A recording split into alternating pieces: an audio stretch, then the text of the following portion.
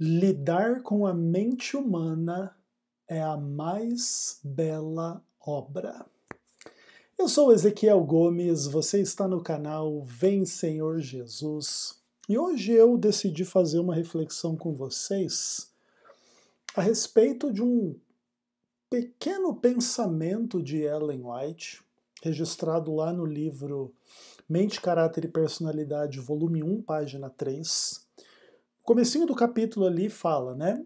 Tratar com a mente humana é a mais bela obra em que já se ocuparam os homens. Eu queria falar um pouco com vocês a esse respeito, especialmente em tempos assim de pandemia que coloca alguns obstáculos, né, alguns desafios diante de nós em termos assim de saúde mental, não só da nossa própria, mas de mais ou menos todos ou da maioria das pessoas ao nosso redor.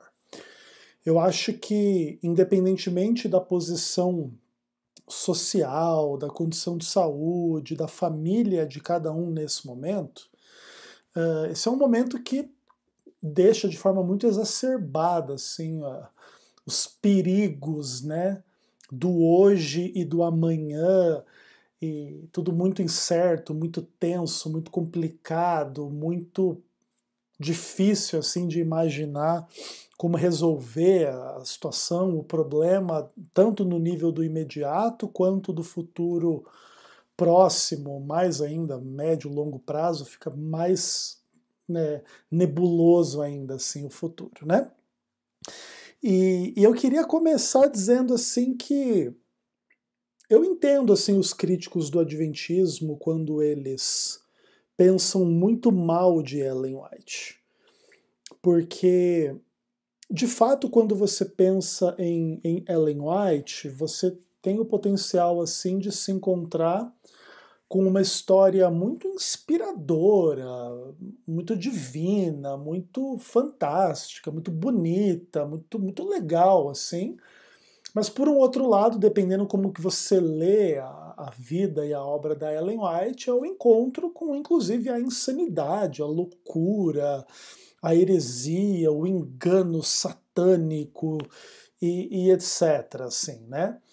E acima de tudo, assim, independentemente da gente meio que não bater o martelo assim, se Ellen White era de Deus ou era do diabo, o fato é que pensar na Ellen White como pessoa e na sua obra e nos conceitos que se relacionam com tudo isso faz as pessoas terem que questionar o que elas não gostam de questionar. Tipo assim, não, eu não creio na Ellen White porque ela era uma pessoa maluca que disse que tinha visões de Deus, mas ela estava enganando as pessoas, e ela era uma herege, e etc. Aí, se você pedir para essas pessoas que pensam isso justificar por que elas pensam que Paulo não é assim, que Moisés não é assim, inclusive se é que essas pessoas que dizem que a Bíblia aqui que existiram, se é que elas existiram, que elas não eram assim, você vai perceber assim que as mesmas coisas que são usadas para falar mal da Ellen White existiram nos personagens bíblicos em maior ou menor grau, de alguma forma ou de outra, né? Esses tempos mesmo, alguém fez um comentário que eu nunca tinha pensado a respeito, né? Por exemplo, se fala que a Ellen White ela era totalmente maluca, e ela tomou uma pedrada na cabeça, e por causa disso ela teve alucinações que ela atribuiu a Deus e etc. Ficava escrevendo um monte de heresia e bobagem, e trouxa que acredita, tipo assim, né? E aí eu tava discutindo, acho que alguma coisa sobre Ellen White em algum vídeo, e alguém comentou embaixo assim, né? A pessoa poderia falar a mesma coisa do apóstolo Paulo, né? Que em algum momento lá do livro de Atos diz que ele foi apedrejado, dado como morto, deve ter tomado umas pedradas meio que na cabeça também, e saiu de lá e dizendo que viu Jesus, que apareceu lá o jovem macedônio em sonho a ele, dizendo para ele não ir para cá e para ele ir para lá, e aí ele vai lá fundar a igreja em Corinto, ou sei lá, enfim, coisas desse tipo, entendeu? Se as coisas que a Ellen White viu e falou e pensou e escreveu eram fruto de pedrada na cabeça, por que de Paulo não? E aí, sempre que a gente vai questionar esse tipo de coisa, A ideia sempre é assim, é pressuposto que Ellen White é uma imbecil, uma falsa profeta, uma herege, e é meio que pressuposto que Paulo é um apóstolo, um profeta de Deus e etc. Né? Sempre vai para o ponto do que se pressupõe, do que se quer acreditar. Então, o mundo evangélico não quer acreditar na Ellen White. E não só assim por causa da Ellen White, mas por causa das bandeiras bíblicas que a Ellen White levanta e nas quais eles não querem crer, né? Tipo a imortalidade da alma, tipo a guarda do sábado, aliás, no caso a mortalidade da alma, a guarda do sábado. O mundo evangélico quer crer em fantasminha camarada, quer crer que você pode guardar o sábado como domingo, ou como qualquer dia, ou como dia nenhum, e meio que não pouco importa. E aí você já não coloca uma barreira assim de grana, de trabalho, de finanças, né? Que também assim, é um foco de preocupações e ganâncias e um monte de coisa, que também tem que ver com a pandemia, com esse momento atual e etc. Então, assim, tipo, eu entendo, assim, um pouco o lado dos críticos do adventismo, e eu também não sou o tipo de cara que diviniza a Ellen White e coloca ela como inquestionável e etc. Eu sempre tive muito acesso a todas as críticas possíveis contra a Ellen White e considero todas, não acho que os críticos são todas pessoas maldosas que odeiam Deus e vão tudo pro inferno. Acho que as coisas são mais complexas do que isso. Tem uns críticos bem idiotas, bem maldosos, bem burros e etc, mas tem o pessoal que naturalmente questiona coisas que de fato são complicadas, são difíceis. Não resta nenhuma dúvida que Ellen White falou muita coisa, no mínimo, questionável. E eu não sou o tipo de pessoa que não questiona a Ellen White. Todavia, eu quero fazer esse vídeo aqui como uma reflexão, pensando assim um pouco num outro lado, mas também sem tentar convencer você que a Ellen White foi alguma coisa divina ou etc. Mas que tem a ver um pouco com esse tema, né, da saúde mental, que eu trago aqui a partir, né, despretensamente de uma pequena frase da Ellen White. Que não é polêmica, que não é idiota, que não é herética, que não é nebulosa, estranha, não é nem difícil de interpretar, ainda que também esconda umas complexidades, que é essa coisa assim que ela fala do trato com a mente humana, né, como a mais bela obra da qual já se ocuparam os homens. Acho que eu já contei em várias ocasiões assim do meu interesse em psicologia como ciência, e entendo que a psicologia ela tem assim umas complexidades tanto quanto a filosofia, tanto quanto a própria teologia, tanto quanto o próprio direito, onde você precisa entender um pouco que existem várias escolas diferentes que trabalham os mesmos dados e as mesmas coisas de perspectivas um pouco diferentes. Então, não é aquele tipo de ciência exata, né? Pelo contrário. Então, isso às vezes confunde um pouco algumas pessoas. Algumas pessoas têm uma visão muito negativa da psicologia, outras acham a psicologia uma coisa muito louvável, muito legal, muito interessante. E eu acho que todo mundo que reflete sobre psicologia deve entender que existem de fato alguns aspectos bem complicados, bem nebulosos na psicologia, e tem alguns aspectos muito legais, muito fantásticos, assim, né? De fato, pensar nas perspectivas psicológicas é uma das experiências mais legais que existem, assim.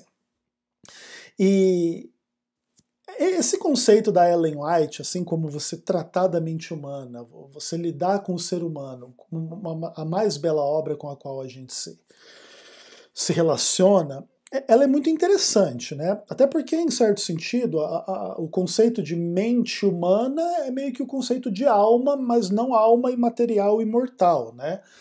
É essa coisa assim do nosso eu verdadeiro, que não é exatamente assim, meramente tipo braço, né? É mente, é coração, por exemplo, assim, se eu perco um braço, não quer dizer que isso não afeta o meu pensamento. Com certeza vai me fazer ficar triste, preocupado, chateado, ter que me adaptar a uma rotina sem um braço, tipo, uma coisa muito louca, muito complicada, etc. Mas eu ainda tenho mente, eu ainda tenho as funções mais importantes que me definem como ser humano, né? Então eu sou mais mente do que braço, ainda que gostaria de poder manter a existência com braço e mente e etc. Até poder, com a mente, comandar os meus braços e fazer inúmeras coisas aí úteis e etc. E existir como um ser humano mais completo do que se não tivesse braço.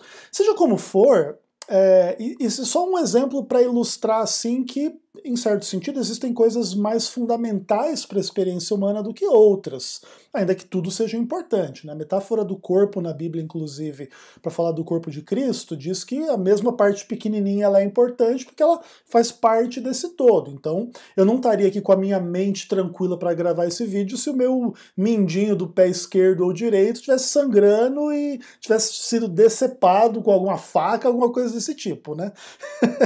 Porque mesmo uma coisa pequenininha que aparentemente não faz tanta diferença, né, faz no final das contas. Então, a gente, né, a gente é um ser completo, mas a mente nisso tudo é de fato o centro, né, o cerne da existência humana, e especialmente nas questões assim dos nossos sentimentos, das nossas razões, do nosso raciocínio, da nossa perspectiva de existência, assim, né, que torna a mente assim o foco do que é o ser humano mesmo, né? Você lidar com a mente humana, que basicamente quer dizer lidar com a alma da pessoa, com a existência da pessoa, com a consciência da pessoa, com as faculdades sensoriais e mentais e etc. das pessoas. E assim, tipo, é claro que quando você olha assim uma frase bonitinha dessa, você tem um pouco assim daquela sensação assim, se você quiser levar ela a sério e dar razão a ela, dos lados bem positivos, assim, lidar com a mente humana. Então, tipo, sempre que você faz um carinho na esposa e tenta animar ela em relação à vida, ao trabalho, à criação dos filhos e milhões de questões assim, sabe, de amor, de comunhão, você está lidando com uma mente humana, né? Isso é uma obra bonita, né? Tipo, e lembrando assim, quando a gente faz isso e machuca e briga e enche o saco e reclama e cobra e não entende, etc., você também está lidando com a mente humana. Você está lidando ou de uma forma mais positiva ou mais negativa, ainda que também tudo é muito questionável. Às vezes o que a gente acha que é positivo, tipo fazer a vontade da pessoa, estraga a pessoa, e às vezes uma coisa que é negativa, que é chamar a atenção, é importante para a pessoa amadurecer, crescer, melhorar. Então, tipo, o que é tratar bem ou corretamente a mente humana, né, é meio complicado, assim. Acho que a gente não pode imprimir um ideal de, sei lá, de coisas positivas e esquecer que às vezes o que parece ser negativo é positivo e o que parece positivo é negativo. Tem que considerar essas complexidades. Mas o fato é que lidar positivamente com a mente humana e poder influenciá-la para o bem, seja chamando atenção, ou com carinho, ou com ânimo, ou com atenção, ou com amor, ou com milhões de coisas boas, de fato é uma coisa assim maravilhosa, né? E é legal a gente poder lembrar e pensar que a gente pode fazer coisas desse tipo, não só assim com as pessoas mais íntimas, né? Com a esposa, com o filho, com o marido, com a mãe, com o pai, com o amigo ou amiga mais próximo, os colegas de trabalho mais próximos, mas mais ou menos de uma forma geral, assim, né?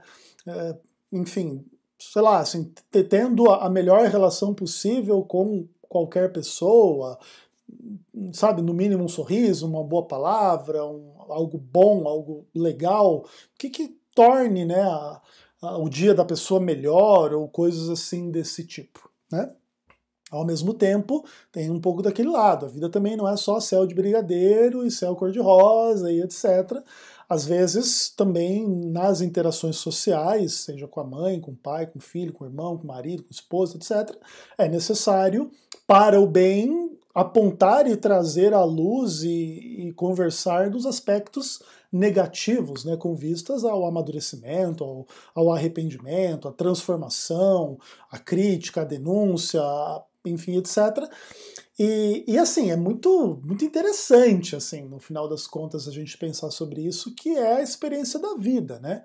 Então, a gente tratar uns com os outros e tratar com a mente de cada um é uma obra de fato bonita, E ao mesmo tempo, assim, muito complicada, muito difícil, muito desafiadora, especialmente à luz do fato de que a mente humana ela é corrompida pelo pecado, e isso inclui a minha mente, a sua e a de todo mundo.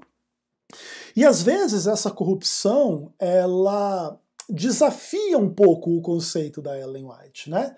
Tratar com a mente humana é a mais bela obra. Vai lá então tentar tratar com a mente humana na instituição de saúde mental, na ala mais grave de gente realmente que está maluca e surtada e que de fato tem problemas mentais. Assim, se você não tiver uma boa estrutura para lidar com isso, é uma experiência muito frustrante, muito difícil, muito te faz querer desaparecer da face da Terra. Né? Eu lembro quando eu era jovem, já não sou mais, é porque eu tinha cabelo, né? Vamos usar isso como padrão. Sei lá, eu devia ter uns 14 anos, 15 anos e gostava de tocar os meus heavy metals aí, etc. E eu lembro que tinha um amigo que gostava de me ver tocar, e ele falou assim, cara, você pode ir comigo na PAI e leva aí o instrumento e toca para eles? E eu só tocava som pesado, né, como sempre, etc. E eu falei, vou com você, cara, vamos lá. E aí peguei um violão, uma coisa assim, e botei no carro e fomos lá, porque esse rapaz ele trabalhava na PAI lá no Mato Grosso, morava no Mato Grosso na época, em Cuiabá. E fomos lá e era assim, tipo, tinha ala daqueles com problemas um pouco mais leves, né, de autismo, de síndrome de Down, etc. E tinha umas alas um pouco mais graves, assim, eu fiquei numa ala um pouco mais leve, até senão tem um pouco de risco de ter violência, da pessoa ver você tocando alguma coisa ali, querer voar, pegar o instrumento, quebrar, ou te beijar, ou te matar, ou te bater, sei lá, tem um monte de coisa maluca, assim, né? Mas eu fui com ele lá e foi uma experiência bem interessante. Ele meio que cuidava, assim, meio que de uma ala, e aí eu entrei lá numa sala de aula, num contexto, a gente lá, umas 10, 15 pessoas. Toquei umas músicas até mais calma, também não fiquei tocando muita podreira para eles lá, não, e etc. E foi uma experiência muito legal, assim, mas foi uma experiência de um dia. Assim, imagina você trabalhar com isso e de fato tentar ajudar aquelas pessoas, e tem todos os contextos das necessidades de ir no banheiro, de comer, de limpar, de tomar banho. E também não sei exatamente como que funcionava ali, se eles eram internos 100% ou se eles iam, depois voltavam para casa. Mas é tudo muito complicado. Mas mesmo essa coisa que é difícil de fazer, ela também está envolvida nesta mais bela obra, né? Não é só assim, por exemplo, quando a gente bate um bom papo cabeça, que é uma coisa gostosa de fazer, né? Tratar com as mentes humanas, olha que coisa bonita a gente poder ter um papo legal, sabe, um papo filosófico, espiritual, bíblico, ou mesmo de negócios e de política e de vida, mas que sejam edificantes no ponto de fazer pensar, fazer crescer, criar propostas, criar solução, ajudar o outro, entender, mesmo discordar, respeitar. Tudo isso é bonito, assim, porque faz parte de todo esse conceito que a Ellen White está tratando. A parte bonita de lidar com as pessoas não é só a parte fácil, é a parte todo, e mesmo as partes difíceis, mesmo as partes mais complexas, às vezes a gente não vê um prazer imediato naquilo, uma coisa muito prazerosa, mas no fim, quando a gente entende um pouco melhor as complexidades da realidade humana, tanto no que tem de bom quanto no que tem de mal, em tudo e em todos e em cada um, é mais fácil assim dar um pouco de razão para Ellen White, ainda que naturalmente a gente possa fazer leituras maldosas, né? Tratar com a mente humana é bonito, vai lá, então, dar com um louco, olha como que Ellen White é idiota.